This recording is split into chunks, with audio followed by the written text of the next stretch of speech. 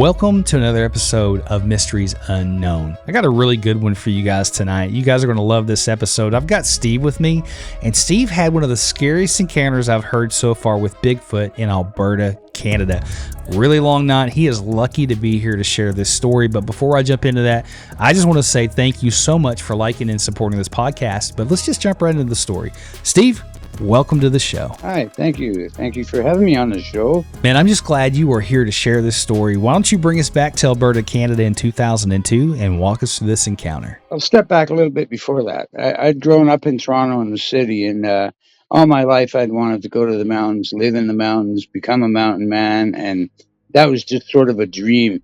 Well, the opportunity arose, and I took a small amount of money, and off I went. I figure I'm going to spend some time in the mountains, and I'm going to wash off the city, shake the city away from my life, right? So off I go. And I bought up a bunch of camping gear and dried packages of food and stuff, enough to last me a while. And I planned on walking from Jasper to Banff, which is quite a ways. My plan was for 5 weeks of a walk. It was off season of tourist season, so there wasn't a lot of traffic. It was the beginning of May. So around about the second week in, I was somewhere near the beginning of the Columbia ice fields in Jasper. As I was strutting along, it was beginning to get chilly, and it was starting to come on dusk. So I decided that night that I was going to walk all night and camp in the morning when the sun came out and stay warm. Camp because Columbia ice fields, it was cold there. So anyway, I'm walking along, and it was just starting to get duskier and duskier, a little bit dimmer and dimmer. And I hear something. I hear some noises and brush rumbling.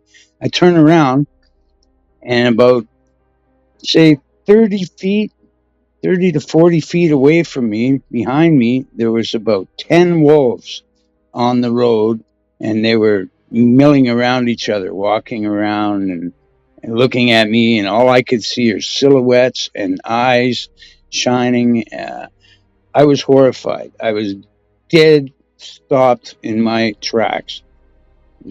I could not move. My legs wouldn't move. I was so scared.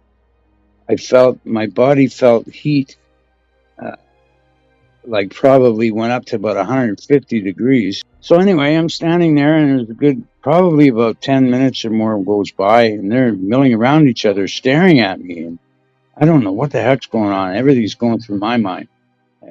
My mind's racing 1,000 miles an hour. Don't know what to do. And I'm just thinking I'm about to die. I'm about to get ripped apart. And then one of them let out a big yip, and bang, within 3 seconds, it seemed like, they all took off into the bush, like right into the forest. And that kind of freaked me out, and I was stumped, and I was trying to move, and I couldn't, and I was fighting with myself. And as I started to back up a little bit, I could get my feet moving again. And then again, I hear a noise behind me, and I think they just circled me. And I spun around, probably a little too quick. I almost tripped. I remember that. And standing there, guaranteed not 15 feet away, was the biggest, most massive creature I've ever seen or even heard about. Didn't even hear about a Sasquatch at that time. I had no idea at all.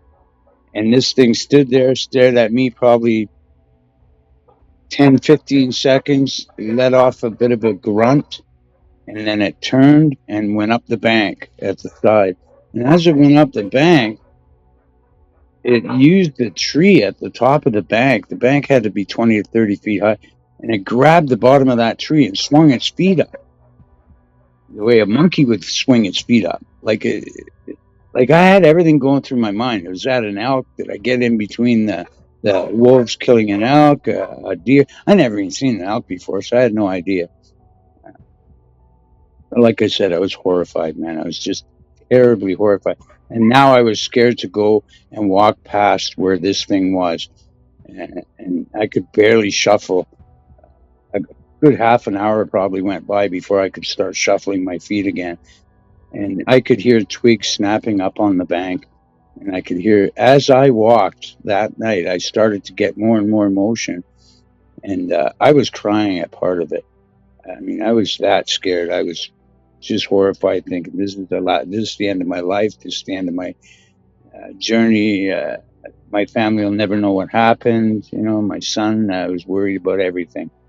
It was all going through my mind. That's probably one of the scariest encounters I've heard, Steve. And, you know, because you're out there in the middle of nowhere, there's nobody around, and you could have, like you said, been a missing person and nobody would have known what happened to you. All I could think about was who's gonna ever find out.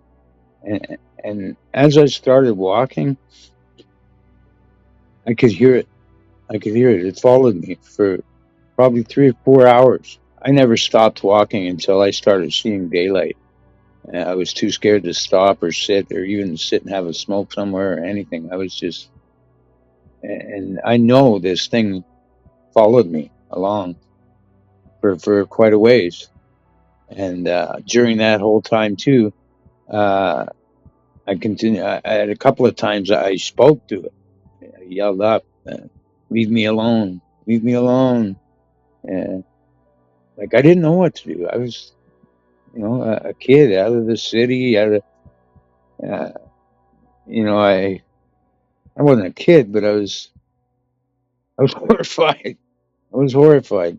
Since then, I've had 2 other occasions, and probably more than that actually. I've had lots and lots of tree knocks where I live, and a friend of mine and I, we go out just about every day to different locations. We spend sometimes 10 days sitting in one spot, sometimes 5. Sometimes we just go out and sit there at a certain location all night long just to listen in the dark. It's becoming very intriguing for me now. I've watched millions of shows on it and everything, and I know for a fact that I was saved by a Sasquatch. And you know, since then, only in about a year ago, I heard a similar story from somebody. I forget now where I even heard it, but there was a story of same thing, wolves and a Sasquatch saving the person. That's incredible. It makes me wonder if it just happened to come on you when the wolves were there, or if it knew that the wolves were about to, you know, attack you, and it stepped in and saved your life. That's gone through my mind. It's gone through my mind a million times too. Like how that all came together, and like, was it there? Was it? Did it show up? Was it following the wolves? Were the wolves hunting it? Like everything has gone through my mind, every aspect of it. One of the other things that happened was the morning, when the morning came around, I guess, well, middle of the daytime, I guess, there was a ranger whose area that was for him to drive up and down that highway. Anyway, he would stop every couple of days and talk with me. If he'd see me on the highway, he'd stop, pull over, and we'd talk for a bit. And, well, I seen him that day, and I told him what happened. And he straight out said to me, "Sasquatch." And at that time, I went, "What? What's that?" I mean, and when he said, you know, the thing from that movie and whatnot. Oh man, then it started. Then it got me thinking. Hey, think about this. I finished the rest of that walk, and I spent another 3 or 4 weeks walking after that happened. Every single night, my ears were humongous, laying there listening to noises. Man. Well, Steve, first off, man, I just want to say what an incredible life that must be to drop everything and, you know, live that lifestyle. I think a lot of people want that kind of lifestyle, but also too, man, the fact that you're still here, that's really incredible. And I'm glad you're still here to share that story. And you're probably one of the bravest people I know. The fact that you just kept walking, man, I probably would have been done, because man, that could have went really bad 2 different ways, with the wolves or with Bigfoot. But it really does make you wonder if he was there trying to just, you know, save you, or, you know, like we said, like he either heard the wolves was hunting them or they were hunting him, or who knows. But man, either way, you made it out. So that's really good. Some of the experiences you've had since then in the area that you live at, I know you said you had a couple more encounters. Why don't you talk about those for a second, if you want to? we go out, like I was saying, my friend and I, we go out quite a bit, minimum 4 times a week, out to the forest. Just about a week ago, we were standing at a spot, and there was bang, bang, bang, like 3 big knocks right in a row. Then the bush was crashing. We both looked at each other, looked towards the bush, and then back another ways, about 50 yards back in a different direction, the bush started crashing again. So again, we don't know, never saw nothing. I ran in there looking, couldn't find any prints or anything, but it left us bewildered as to what it might have been. Another time I was out with my buddy, and he goes, "Steve, look up there," and I looked up, and all I saw was some red hair running into a bush, running in behind trees. And he said that he saw it and that it was clearly a Sasquatch, a reddish colored Sasquatch. And I believe him. Like, I'm with the guy all the time. I know he doesn't lie. Man, that's incredible. It sounds like you guys are having a lot of fun out there, man. I just would be careful because, well, you know firsthand how things can go south. We carry no weapon at all. We never carry a weapon. You know, I've talked to a lot of people, and they say that that Bigfoot knows what a weapon is, and that's why they don't carry. Is that why? Well, I think Bigfoot at one particular time or another would have spotted hunters. And they would watch a hunter. If they were following an elk herd, for example, they'd see a hunter shoot one, kill it. And just by watching that, they know that whatever that guy has in his hand is the machine that kills. So whenever they, like when we go out we'll go out the logging roads quite a ways. We figure that they watch, and they have somebody on different locations. If a car's coming, they'll hear it, watch it, get eyes on it. If it stops, they'll know where it stopped, and they'll pull away from that area until that's quiet again. Kind of keep an eye on things on the roads out there, and whenever there's a vehicle, because it's pretty quiet in the forest, actually. Oh, yeah. No, it's really quiet. And I think they're highly intelligent. I think that they know exactly our behavior, and they know how we act. I was listening to an encounter the other day with this lady. She was out hunting with her daughter, and I don't remember where it was at, but she was deer hunting. Bigfoot walked up underneath her under the tree stand, and it saw her, and she said that it put out its hand like stop, and she laid her gun down, and she said that the creature just turned around and walked off. And it makes you wonder what would have happened if she would not have reacted that way, because they obviously, they let me know they're intelligent, they know that. But with all that being said, man, how has that encounter changed your life? Because that is a life-changing experience. To go from not knowing anything about Sasquatch to having an encounter like that, how did that change you? Many ways. I never lost the interest in the woods, in the forest, in the mountains. I never lost the beauty of it, every part of it. It just calls to me. But there were times where I was afraid to go out.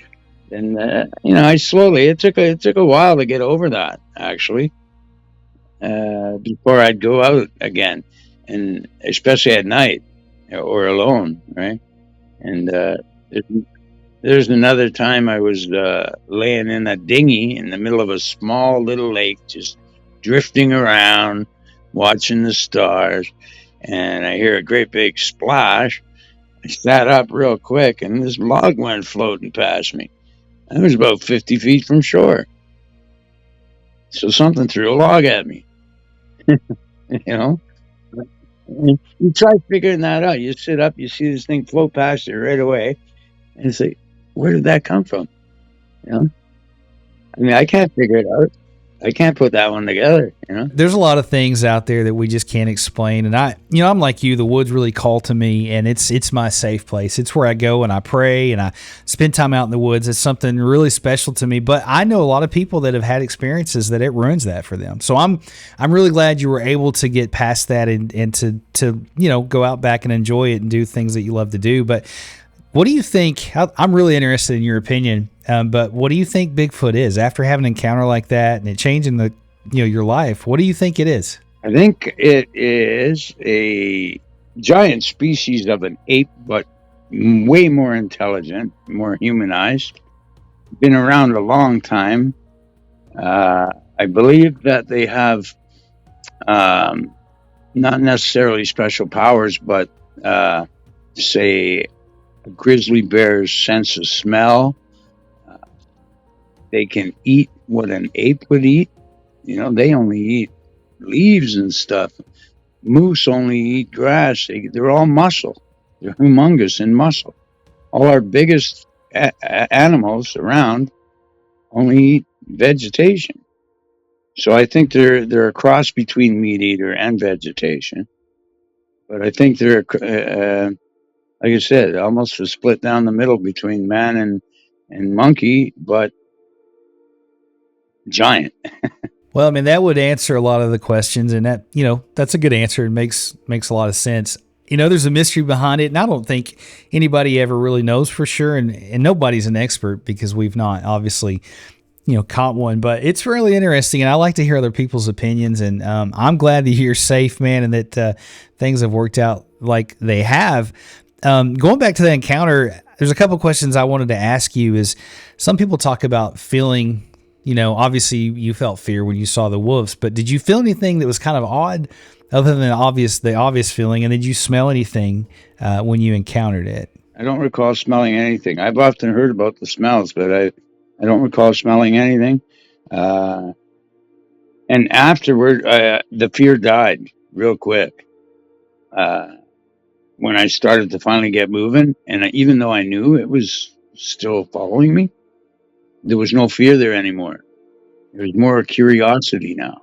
It developed over about an hour or so into a curiosity. What is this thing? Is it going to come down again? Am I going to see it again? Should I stop and try to set up a tent? I was confused, man. I can see why you'd be confused, man. I would, I don't know what I'd done in that situation, but it makes me really think that obviously it wasn't after you. It makes me really honestly lean towards the fact that maybe it was saving you. I don't know. I mean, I don't know, but that's kind of odd. Even if that wasn't the case, that's the way I want to take it, because I want to consider them to be my friend, right? If I do have an occasion out here right now, say where I come right in front of one, I'm hoping it's going to be a friendly encounter. Yeah, I think they're a lot like people, man. You run into a good one, it's going to be a good day. You run into a bad one, and it's going to be a bad day. But you were probably one of the bravest people I know. Sounds like you've had a really amazing life. I know that my audience is going to enjoy that encounter, and I appreciate you taking the time to come on here, man. Just be safe out there. If you see anything else, I would love to hear from you. But guys, if you have a mystery or something you want to send me, you can send it to me by email at video@jscreativear.com. And like I always say, stay prayed up. You'll never make it back home. You might have lost your way today. You might have lost hope, and that's all right. You might have lost faith. That's all right. You might even think that you have lost Jesus, and that's all right, because Jesus didn't lose you. In John 10:28-29, it says, I give them eternal life, and they will never perish. It goes on to say, no one will snatch them out of my hand. My Father who has given them to me is greater than all, and no one is able to snatch them out of the Father's hand. So wherever you're at today in this moment, darkness is around you and you are lost. You have no direction and no sense of home. I promise you that Jesus sees you in this moment, and he will make a way. Put your hope in him, your trust in him, and faith in Jesus, because nobody can take you from him. And he sees you in this moment, and he loves you so much. Just come home. He's waiting for you today. We love you guys, but more importantly, he loves you. We'll see you in the next video. Peace.